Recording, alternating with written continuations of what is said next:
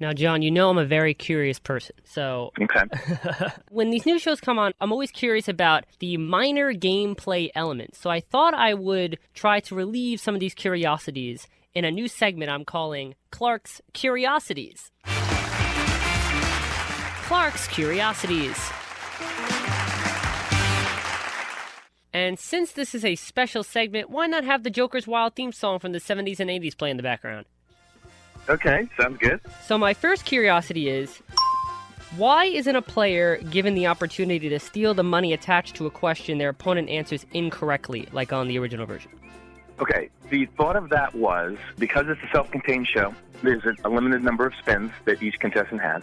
And because there is no 3 jokers automatically wins the game, which that's a big part of this, we were very afraid of runaway games wherein contestant A just doesn't do well, B does very well, and also steals A's questions. There is going to get a point where there's not enough money left in the show that you can come back. Because we don't have that auto win, that was their crutch. Because no matter what the score was, whether it was 500 to 0, at least you could say, well, spin 3 jokers and you still have a chance to win the game. We didn't have that. And if we ever got to a point by the, whatever it is, 5th spin, 6th spin, whatever it is mathematically, that there's no way to come back, we would kind of be screwed.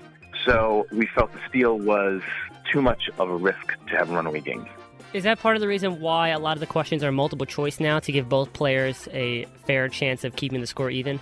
The reason we went to multiple choice was we're in such a world now where you don't have to know everything. All right, I don't know a lot about rap music, but that's in the world of pop culture. You know, years ago, everyone's kind of exposed to everything. There was a limited number of channels, whatever you watched, and now everything is so fragmented. If I don't want to know about country music, I don't need to hear about it. I can be in my own little world, and this is a good thing or a bad thing you ask certain people. So we would get contestants to come in and ask questions, and we had one question about peanuts, and there were some younger people that didn't even know what it was.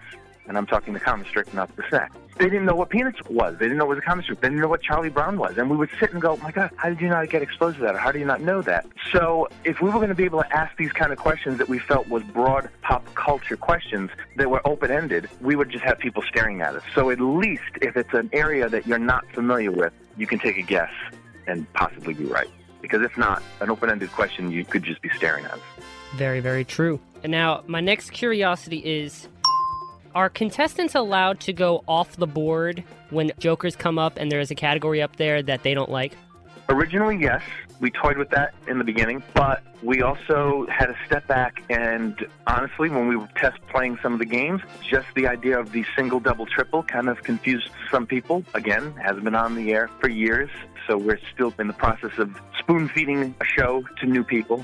And we just felt it was going to be too complicated, and we would have to have a list of categories off to the side so they could review what they were. And we just felt, again, for a home audience now, to spin 2 categories in a joke and then all of a sudden pick another category would just throw people's heads over. So we just eliminated it. We figured spin the wheels, what comes on the wheels, make your best choice, and go from there. So the off the board kind of went out the window, no pun intended. Is that the same reason why there's a triple joker question and not when you spin 3 jokers, you get to pick your category? Yeah, that just came about because it's worth more. Again, because it's not for the game, we felt that it would be a separate question. It would not necessarily have a category per se because it's worth more, and that was just a theory of making it its own thing. And my final curiosity is, does a natural triple still count as a win in the bonus round? No. Natural triple in terms of like 300, 300, 300 is not a win. However, if you do spin 3 jokers, it is an automatic win. But they've tried to streamline the rules a little bit in the editing. But a natural triple, what you would know is 3 money amounts is nothing except the money. These are the curiosities that I think about. When I watch a show, these are the things that I look for, especially when it's a show where it's a revival. I'm like, are they keeping it this way? Are they keeping it that way? So thank you for answering my curiosities. You're very welcome. And that was Clarke's Curiosities. Clarke's Curiosities.